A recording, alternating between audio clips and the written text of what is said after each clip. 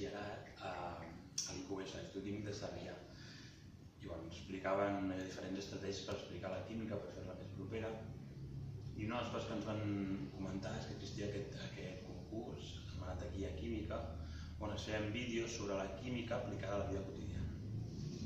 I em va semblar una molt bona idea per proposar-ho al meu alumnat. De fet, ho vaig fer, l'endemà vaig proposar a l'alumnat i vaig dir que jo creia que estava bé per fer una afegit al que fem a la classe, per allargar una mica el que fem a la classe i aplicar els continguts a la seva vida real.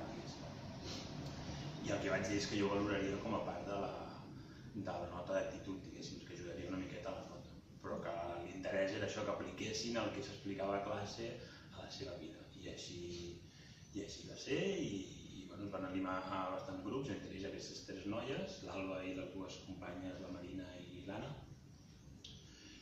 I això, jo no comptava tampoc que cap dels meus alumnes, diguéssim, guanyés el concurs, era més això, per fer una activitat per ampliar el que fem a la classe, que jo crec que val la pena.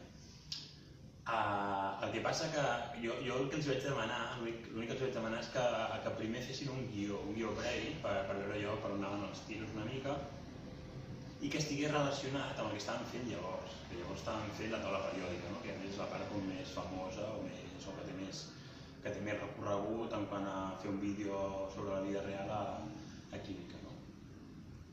I llavors, això, me'n recordo que elles tres em van ensenyar el guió i jo després de llegir-lo vaig pensar, ostres, això està molt bé, està molt ben plantejat, perquè és això un dia a la vida quotidiana d'un estudiant i tots els elements de la prèvia que es anava creuant. I era com molt real, molt ben trobat. I quan vaig veure el guió, me'n recordo que els vaig dir, si és com jo me l'he imaginat quan l'estava llegint el vostre guió, guanyeu un premi. I de fet, així ha sigut i això jo m'alegro moltíssim per elles i pel que ha implicat tot això, que vulguis que no, doncs dona reconeixement.